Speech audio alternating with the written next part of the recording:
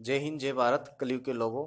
Border पर भी जो हुआ उसके बारे में तो आप सब जानते ही हो, जिसमें हमारे भारतीय सेना के 20 जवान शहीद हो गए और भारत के जवानों ने भी चीन के लगभग 35 सैनिक मार गिराए, एक के बदले दो।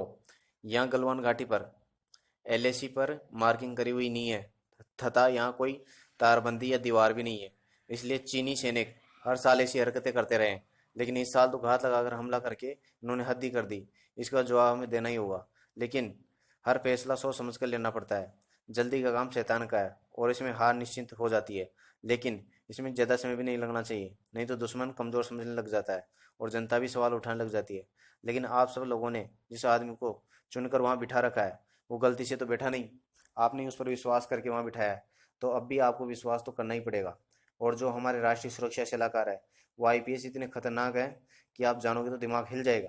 यह आदमी अजीत डोभाल, जो 13 साल तक तो मुसलमान बनकर पाकिस्तान में गुजार दिया, फिर भी किसी मुसलमान ने उन्हें पहचाना नहीं, और अंत में भी एक हिंदू से मुसलमान बने भाई ने उन्हें पहचान कर संभावित खतरे की जानकारी दी। तब वे जल्दी से ऑपरेशन खत्म करके भारत लौट आए। और उसके बाद अजीत डोभाल पंजाब के अमृतसर में भी खालिस्तान आतंकी संगठन का पर्दाफाश करने के लिए वहाँ भी कई महीने गुजारे और वहाँ अपनी जान गंवाने से बाल बाल बच गए थे। और आज भी चुपचाप ऐसे ऐसे ऑपरेशन हो रहे हैं जिनकी आपको भनक भी नहीं है, और आप चुपचाप घर बैठ कर टीवी देख रहे हैं शांति से। इसके बाद अपने विदेश मंत्री पर एस जयशंकर प्रसाद पर आ जाओ। ये 1977 बैच के आईएफएस अधिकारी हैं और जनवरी 15 से जनवरी 2018 तक विदेश सचिव रह चुके हैं, और इन्होंने कई बार बिना युद्ध छेड़े अंतर्राष्ट्रीय मुद्दों को सुलझाया है। अजीत डोभाल और एस जयशंकर प्रसाद आज मोदी जी के लेफ्ट और राइट हैंड है, और दोनों ही बहुत काबिल इंसान है, इन पर शक बिल्कुल भी मत रखो। और रही बात अमित शाह और राजनाथ सिंह जी की, कि वे इसमें अलग भाग है, वे राजनीति के खिलाड़ी है, उनका रोल अलग है।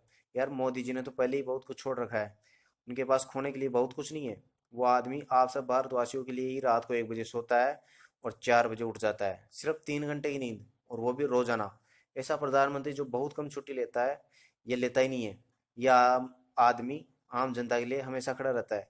उसे कोरोना जैसी बीमारी आने पर आपको समझाना भी पड़ता है, और लॉकडाउन जैसे कड़े फैसला भी लेता है। एग्जाम के समय उससे बच्चों से मन की बात करके उसे उनको भी समझाना पड़ता है, जिससे कि वे घबराए नहीं और उनमें आत्मविश्वास बढ़े। उन्हें एग्जाम वॉरियर जैसी किताब भी लिखनी पड़ती है।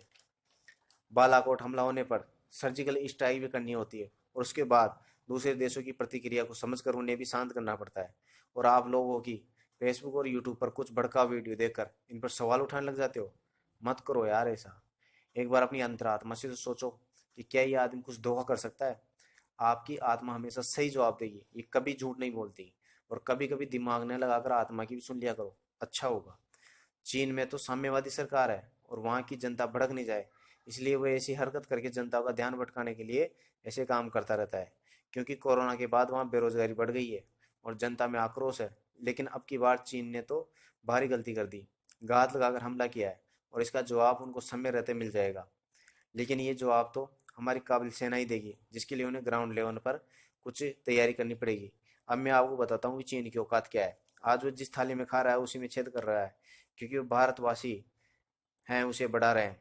उसकी अर्थव्यवस्था को बढ़ाने में हमारा पूरा हाथ है। जैसे कि भारत में मोबाइल फ़ोन का मार्केट 73% मार्केट चीन के कब्जे में है। वह इस मार्केट से हर साल 1.5 लाख करोड़ रुपए का कारोबार बाहर से करता है। टीवी में 12,000 करोड़ रुपए का व्यापार करता है। ऑटोमोबाइल में 1 लाख करोड़ रुपए का लगभग 26% हिस्सा, 66% खिलौने तथा 81% बाइक पार्ट तथा 50% से अधिक फर्नीचर में भी चाइना का कब्जा हमारे देश में है। अब आप ही बताओ कि आप क्या कर रहे हो। इस युद्ध में आप सब लोगों का साथ देने का भी समय आ गया है। आपको बॉर्डर पर लड़ने नहीं भेजेंगे। आप तो बस घर में बैठकर जितने भी चीनी ऐप आपके मोबाइल फ़ोन में हैं उनको डिलीट कर दो, जैसे कि TikTok, Xender, SHAREit, CamScanner, UC Browser, V Mate, और भी 20-22 ऐप हैं, उनकी लिस्ट आपको दिख जाएगी। इनको अनइंस्टॉल कर दो बस। इसे हम चाइना को उसकी औकात बता देंगे कि हमारे टुकड़ों पर पलने वाले का हम क्या कर सकते हैं। और इन सब का आपको अल्टरनेट भी थोड़े दिनों में मिल जाएगा, जिनके नहीं है, क्योंकि अभी इनको चला रहे थे तो अल्टरनेट बनाने की जरूरत ही नहीं पड़ी।